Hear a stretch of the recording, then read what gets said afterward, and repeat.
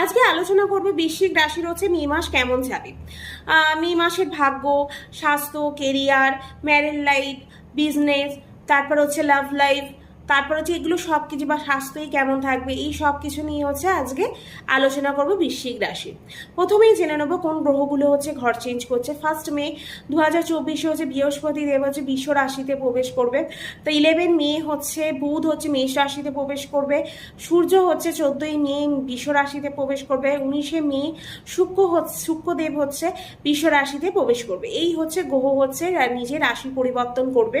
আর কোনো গ্রহ কিন্তু এই টাইমে রাশি পরিবর্তন করছে না। তারপর হচ্ছে এবার জেনে নেবো বৃশ্চিক রাশির হচ্ছে আপনার রাশি ও চন্দ্রকুণ্ডলী অনুযায়ী গ্রহগুলো কোথায় কোথায় অবস্থান করছে। 4th হাউসে বসে আছে শনি, 5 হাউসে বসে আছে রাহু মঙ্গল বুধ, 6 হাউসে বসে আছে সূর্য শুক্র, 7th হাউসে বসে আছে বৃহস্পতিদেব, 11 হাউসে বসে আছে কেতুদেব।